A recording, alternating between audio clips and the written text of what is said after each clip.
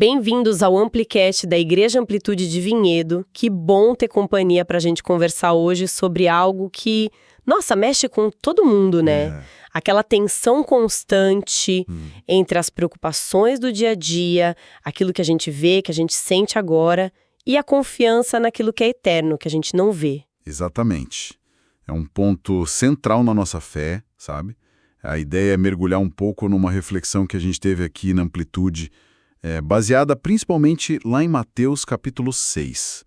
Como é que a gente equilibra, né, as pressões da vida sem perder essa visão maior que a fé traz. É isso, porque assim, as contas chegam, o trabalho exige, tem as expectativas. É muito fácil a gente se sentir meio perdido, né? Ansioso. Sim, sim. Talvez até, como foi dito, como uma folha ao vento, sabe?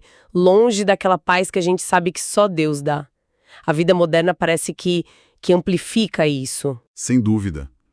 E aí, quando essa pressão toda aumenta, a nossa tendência quase que instintiva, né, é buscar a solução só no que a gente vê, no que a gente pode tocar, nas nossas próprias forças.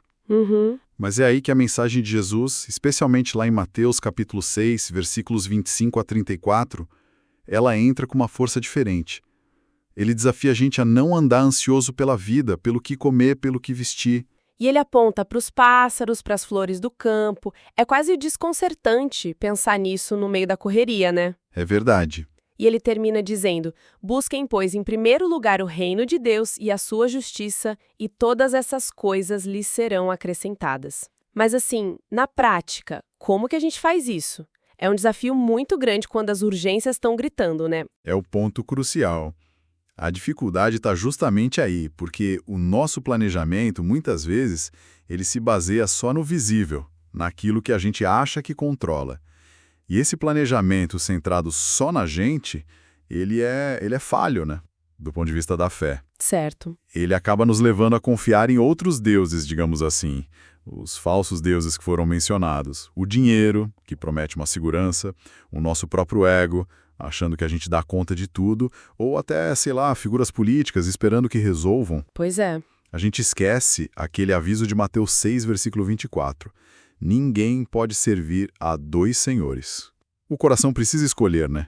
A quem ele vai servir de verdade. E falando em viver essa tensão toda, o apóstolo Paulo, nossa, ele é um exemplo impressionante disso.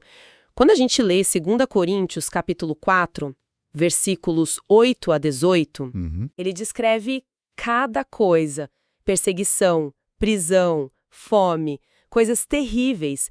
E aí ele chama tudo isso de leves e momentâneos. Como assim? Parece tão fora da nossa realidade de sofrimento. É a perspectiva, né? É uma perspectiva radicalmente diferente. Paulo conseguia ver além das circunstâncias, porque, como ele mesmo fala lá no versículo 18, assim, fixamos os olhos não naquilo que se vê, mas no que não se vê. Pois o que se vê é transitório, mas o que não se vê é eterno.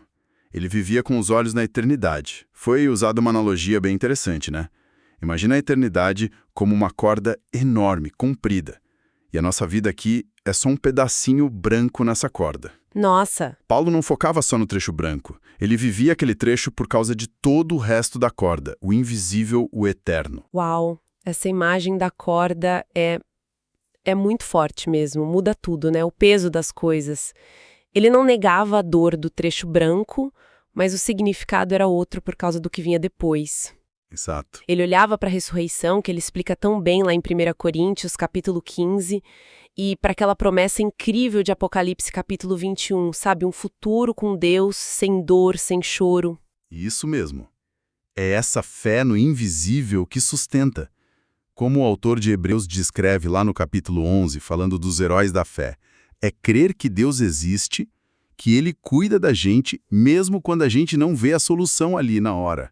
Sim. E que Ele recompensa quem o busca. Hebreus 11, versículo 6, é claríssimo.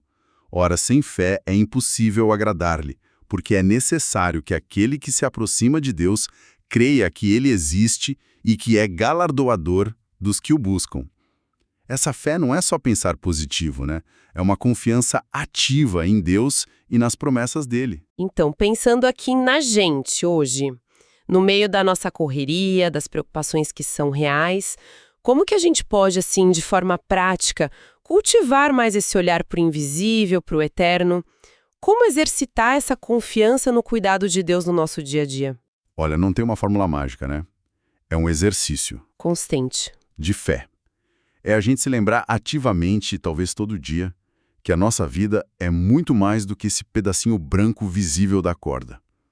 É alimentar a fé com a palavra, com a oração, na comunhão uns com os outros. Verdade. A obra de Cristo na cruz, ela não garante só a salvação lá na frente, mas garante também o sustento, o cuidado de Deus em cada passo aqui, agora. Mesmo nas dificuldades que Paulo, com essa visão, chamava de leves e momentâneas. Fica então essa provocação para a gente pensar durante a semana.